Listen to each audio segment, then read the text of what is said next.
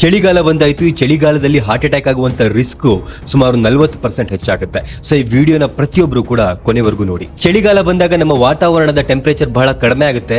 ಇದಕ್ಕೆ ಅಡ್ಯಾಪ್ಟ್ ಆಗೋದಕ್ಕೋಸ್ಕರ ನಮ್ಮ ದೇಹ ತನ್ನಲ್ಲಿ ಬಹಳಷ್ಟು ಬದಲಾವಣೆಗಳನ್ನ ತಂದುಕೊಳ್ಳುತ್ತೆ. ಚಳಿಗಾಲದಲ್ಲಿ ನಮ್ಮ ಕೈ ಕಾಲೆಲ್ಲ ಬಹಳ ತಣ್ಣಗಾಗುತ್ತೆ. ಸೊ ನಮ್ಮ ದೇಹದ ಉಷ್ಣತೆಯನ್ನ ಮೇಂಟೈನ್ ಮಾಡೋದಕ್ಕೋಸ್ಕರ ನಮ್ಮ ಹೃದಯ ಹೆಚ್ಚು ಕೆಲಸ ಮಾಡುತ್ತೆ, ಹೆಚ್ಚು ಬ್ಲಡ್ ಅನ್ನ ಪಂಪ್ ಮಾಡುತ್ತೆ. ಆದ್ರೆ ಇನ್ನೊಂದು ಕಡೆ ಈ ಚಳಿಗೆ ನಮ್ಮ ದೇಹದಲ್ಲಿರುವಂತಹ ರಕ್ತನಾಳಗಳು ಕನ್ಸ್ಟ್ರಿಕ್ಟ್ ಆಗುತ್ತೆ. ನಮ್ಮ ಹೃದಯಕ್ಕೆ ಬೇಕಾಗಿರುವಷ್ಟು ಆಕ್ಸಿಜನ್ ಮತ್ತು ರಕ್ತ ಸಂಚಾರ ಕಡಿಮೆ ಆಗುತ್ತೆ. ಸೊ ಇಲ್ಲಿ ಡಿಮ್ಯಾಂಡ್ ಹೆಚ್ಚಾಗಿರುತ್ತೆ, ಆದ್ರೆ ಸಪ್ಲೈ ಕಡಿಮೆ ಇರುತ್ತೆ. ಇದರಿಂದಾಗಿ ನಮ್ಮ ಹೃದಯದ ಮೇಲೆ ಒತ್ತಡ ಹೆಚ್ಚಾಗುತ್ತೆ, ಹಾರ್ಟ್ ಅಟ್ಯಾಕ್ ಆಗುವಂತ ರಿಸ್ಕ್ ಜಾಸ್ತಿ ಆಗುತ್ತೆ. ಅದಷ್ಟೇ ಅಲ್ಲ, ಕೊಲೆಸ್ಟ್ರಾಲ್ ಲೆವೆಲ್ ಹೆಚ್ಚಾಗಿರುವಂತರಲ್ಲಿ ಬ್ಲಾಕೇಜಸ್ ಕೂಡ ಆಗುತ್ತೆ. ಇನ್ನೊಂದು ಕಡೆ ನಾವು ಚಳಿಗೆ ಎಕ್ಸರ್ಸೈಸ್ ಮಾಡೋದನ್ನ ಕಡಿಮೆ ಮಾಡ್ತೀವಿ, ಹೆಚ್ಚು ಜಂಕ್ ಫುಡ್ ಗಳನ್ನ ತಿಂತೀವಿ. ಯಾರು ಆಲ್ಕೋಹಾಲ್ ಕುಡಿತಾರೋ ಅವರು ಹೆಚ್ಚು ಆಲ್ಕೋಹಾಲ್ ಕೊಡೋದನ್ನ ಶುರು ಮಾಡ್ತಾರೆ.